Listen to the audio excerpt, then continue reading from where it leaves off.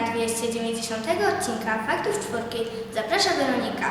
Razem ze mną program poprowadzi Ola. W programie zobaczymy spotkanie czwartoklasistów z panem Tomaszem Zubilewiczem, znanym prezenterem pogody i autorem książki Polska na pogodę i niepogodę. Naszą szkołę odwiedził pan Tomasz Zubilewicz. To znany i lubiany prezenter pogody, nauczyciel geografii, meteorolog i zapalony podróżnik. Zapytaliśmy naszych uczniów, czy znają tego pana. Pan Tomasz Zubilewicz to prezenter pogody. Pan Tomasz Zubilewicz to mój ulubiony pogodynek. Nie wiem, kto to jest, ja nie znam tego pana. Wczoraj widziałam tego pana w telewizji. Pan Zubilewicz to pan Zubilewicz. Pan Zubilewicz jest bardzo miłym człowiekiem, uprzejmym i pracuje w TVN. Pan Tomasz Zubilewicz spotkał się z czwartoklasistami na niezwykle ciekawej lekcji. Były to zajęcia z przyrody, geografii, zapoznanie z tajnikami pracy w telewizji oraz zachęta do realizacji własnych marzeń. Zobaczmy fragmenty z tego spotkania. O tym, jak istotnym czynnikiem jest pogoda, jakie ciekawe elementy związane mogą być z pogodą i ewentualnie jak to się stało, że ja się właśnie dostałem do telewizji i że w tej chwili zajmuję się takim ważnym aspektem programów informacyjnych, jakim jest prognoza pogody. Jedna rzecz, którą Wam polecam na początku. Pamiętajcie, w życiu oprócz tego, że czasami się uczymy, chodzimy do szkoły, a wieczorem się kładziemy, to co robimy? Śpimy, ale generalnie jak sobie zamkniemy oczy, to co wtedy robimy? Śpimy albo marzymy. Pamiętajcie, Wasze marzenia, to o czym w tej chwili myślicie bardzo często, jest duża szansa na to, że te marzenia się spełnią. Słuchajcie, to zdjęcie, które ja tutaj Wam pokazuję, widzicie? To jest zdjęcie, które zostało zrobione w takim miejscu Polski, od razu Wam powiem, gdzie ja jako geograf, bo ja jestem z wykształcenia geografem, mało tego, jestem nauczycielem geografii. Pracowałem przez kilkanaście lat w szkole i nauczałem geografii. Więc to zdjęcie zostało zrobione w jednym z takich miejsc w Polsce, gdzie koniecznie chciałem być, jako geograf. No i zobaczcie, jakie to może być miejsce. Widzicie, że niebo jest pochmurne, ale coś tutaj za mną jest takiego innego. I to są góry. Gdyby to były góry, to one by... Może. Bardzo dobrze. To w którym to miejscu może jest takie ciekawe, że tam warto być? Nie. Blisko. Blisko, ale jeszcze... Jakie ciekawe miejsce? Kto powiedział Hel? A chodź pokazać Hel. Chodź pokazać Hel. Gdzie jest Hel? O właśnie. Słuchajcie, to jest bardzo ciekawy fragment Polski, bo wyobraźcie sobie, że jeszcze 200 lat temu ten fragment Polski nie był takim ciągłym. To były wyspy, które były ułożone wzdłuż jednej linii. Co się okazuje, że bardzo często jest tak, że tutaj, kiedy mamy sztormy na Bałtyku, to one niszczą plażę. I ten piasek, który jest z plaży, okazuje się, że jest przenoszony wzdłuż wybrzeża i tutaj jest odkładany. I dlatego chciałem tutaj przyjechać, bo to jest bardzo ciekawe miejsce. Takich miejsc na świecie nie ma za wiele. I na samym końcu, tutaj właśnie stałem i z trzech stron miałem morze. Z prawej, z lewej strony i za mną było morze, a ja stałem właśnie tutaj i to było moje marzenie geograficzne. Zobaczcie, tak wygląda miejsce mojej pracy. To jest studio. Jaki jest kolor tego studia? Tutaj mamy podłogę i zobaczcie, że jest takie bardzo płynne przejście między podłogą a ścianą. Dlaczego jest wszystko na zielono? Dlaczego ja nie widzę map? Dlaczego to wszystko tak jest ustawione? Właśnie, bo dzisiaj, dysponując techniką XXI wieku, ja mogę stać w jednym miejscu, ale za mną można wyemitować różnego rodzaju mapy. W zależności od tego, czy mówię o Polsce, to może być mapa Polski, albo jeśli chcę mówić o Europie, to wtedy będzie za mną ukazana mapa Europy. Ja jak stoję na takim tle, to ja mapy nie widzę. Ja macham ręką w powietrzu. I dopiero jak się spojrzę na taki telewizor, mam tych telewizorów 5. I zobaczcie, co cechuje mój ubiór. Jestem? Dlaczego w garniturze jestem? Słuchajcie, bardzo ważne w telewizji jest to, żeby być wiarygodnym. Jeżeli ja przyszedłbym do pracy w telewizji, na przykład w takiej koszulce, tak jak teraz, i przemawiał, no to by to było tak mało uroczyście, tak?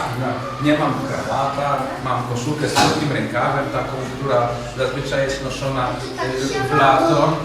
I zobaczcie, jak są ważne wydarzenia, to zazwyczaj właśnie osoby pokazywane mają ze sobą eleganckie ubrania, prawda? Zobaczcie, to, że pracuję w studio, to jest zazwyczaj prognoza pogody ta wieczorem, ale bardzo często jest tak, że jestem wysyłany w różnego rodzaju miejsca i to wyobraźcie sobie zdjęcie. No ciekaw jestem, czy odgadniecie, jaka to pora roku była. To było zdjęcie, które było robione, słuchajcie, w listopadzie. Pojechałem w listopadzie do Gdyni. Kto wie, gdzie jest Gdynia? Tu jest Gdynia, tu. O, w tym miejscu. Dobrze, Gdynia i Sopot. Tak, 3 miejsca. Dziękuję bardzo. Słuchajcie, w listopadzie był tam zjazd morsów. Wiecie, co to są morsy? Kto wie, co to są morsy? Chodź, powiedz. No, to są ludzie, tak?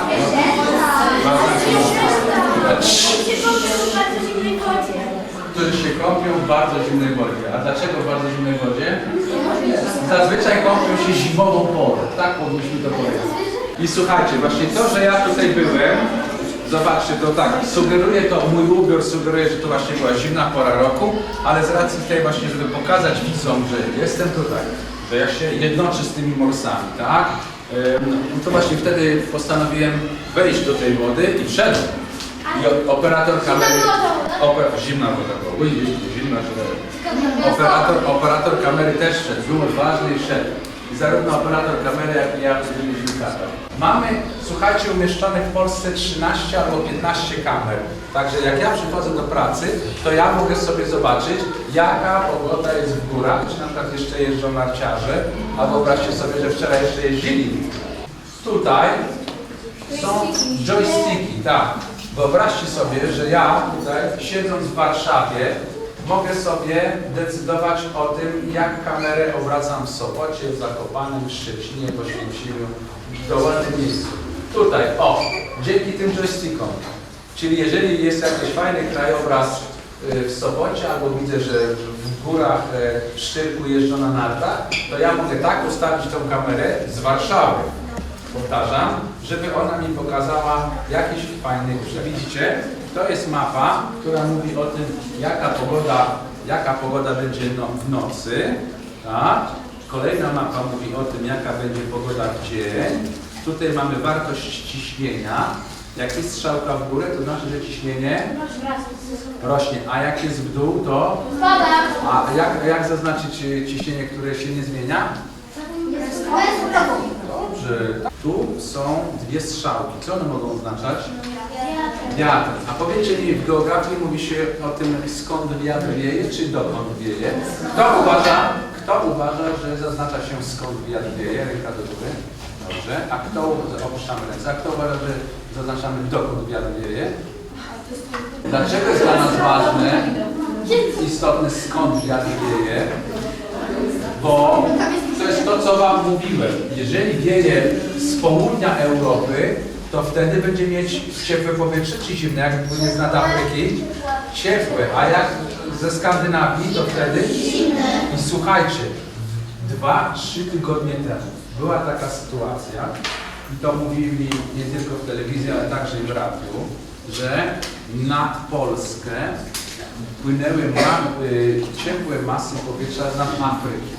Ale ten wiatr był tak silny i tak wysoko wszedł w atmosferę, że zaciągnął aż z nad pustyni Sahary trochę piasku. Wyobrażacie sobie? I ten piasek był przenoszony blisko 2-3 tysiące kilometrów tam z nad północnej Afryki tutaj nad Polskę i tutaj spadł wraz z deszczem. Pracując w prognozie pogody, czy pracując w ogóle w takich zawodach, gdzie trzeba coś mówić, trzeba pokonać pewnego rodzaju strach przed tym, żeby można było cokolwiek przekazywać. Mało tego, bo trzeba mówić jeszcze rozsądnie. Jeżeli ja mówię o wybrzeżu, no to muszę to wybrzeże pokazać. Jeżeli mówię o Jeleniej Górze, no to muszę tą Jelenią Górę znaleźć na mapie. Czyli muszę wiedzieć, że Jelenia Góra leży gdzie? To jest Kroplina Polska? Tak, czyli Jelenia Góra jest tutaj, prawda? Nie może być tak, a w Jeleniej Górze będzie plus 15. I szukam Jeleniej Góry. Dlaczego? Bo w tym momencie będę niewiarygodny. Dziękujemy za zainteresowanie, obecnie spędzony czas oraz podzielili swoją ducha i wiedzą. Dziękuję bardzo. A to dla mnie, tak? Dziękuję bardzo. Lekcja okazała się bardzo ciekawa. Każdy chce mieć autograf i zdjęcie z naszym gościem. Pan Tomasz jest bardzo pogodnym człowiekiem. Wielokrotnie powtarzał uczniom, że warto marzyć, z optymizmem patrzeć w przyszłość i być otwartym na innych ludzi. Na zakończenie złożył autograf w książce pod tytułem Polska na pogodę i niepogodę, której jest autorem. Będzie ona dostępna w szkolnej bibliotece. Pan Tomasz bardzo chętnie rozdawał autografy i pozował do wspólnych fotografii z uczniami. W książce można znaleźć opis zakątków, miejsc, które warto odwiedzić w naszym kraju bez względu na pogodę. Znajdziemy tu mnóstwo pięknych fotografii oraz propozycje na urlop. Opisane są rejony od morza aż do Tatr.